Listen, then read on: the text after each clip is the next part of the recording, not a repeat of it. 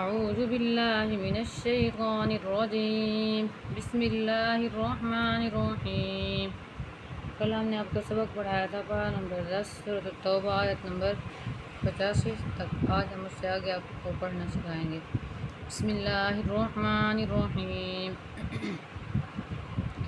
وإذا أنزلت سورة أن آمنوا بالله وجاهدوا مع رسوله استأذنك أولو الطول منهم وقالوا ذرنا نكن مع القاعدين رضوا بأن يكونوا مع الخوالف وطبع على قلوبهم فهم لا يفقهون لكن الرسول والذين آمنوا معه جاهدوا بأموالهم وأنفسهم وأولئك لهم الخيرات وأولئك هم المفلحون أعد الله لهم جنات تجري من تحتها الأنهار خالدين فيها ذلك الفوز العظيم.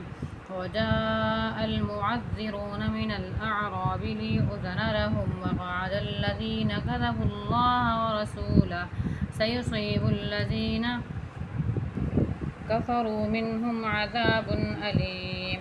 ليس على الضعفاء ولا على المرضى ولا على الذين لا يجدون ما ينفقون حرج إذا نصحوا لله ورسوله ما على المحسنين من سبيل والله غفور رحيم.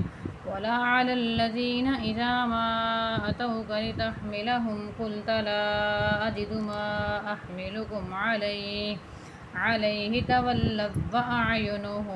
तवल्लव ये जो लाम है इस वाले वाव से मिलाया जाएगा, ये वाव नहीं पढ़ी जाएगी इसमें।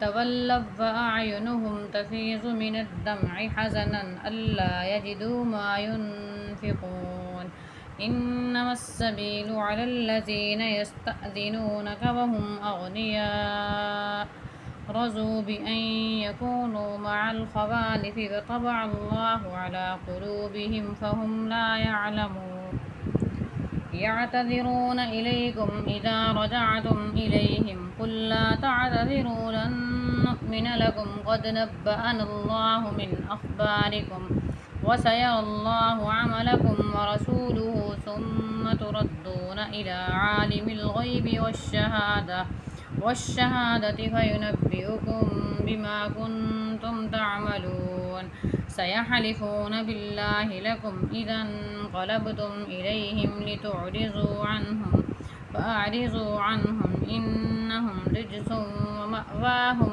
جهنم جزاء بما كانوا يكسبون يحلفون لكم لترضوا عنهم فإن ترضوا عنهم فإن الله لا يرضى عن القوم الفاسقين الأعراب أشد كفرا ونفاقا وأجدر ألا يعلموا حدود ما أنزل الله على رسوله والله عليم حكيم.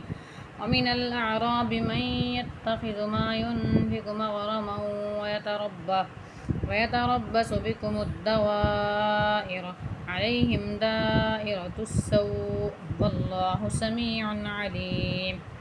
ومن الأعراب من يؤمن بالله واليوم الآخر ويتخذ ما ينفق قربات عند الله وصلوات الرسول ألا إنها قربة لهم سيدخلهم الله في رحمته إن الله غفور رحيم. والسابقون الأولون من المهاجرين والأنصار والذين اتبعوهم بإحسان رضي الله عنهم ورضوا عنه وأعد لهم جنات تجري تحتها الأنهار خالدين فيها أبدا ذلك الفوز العظيم.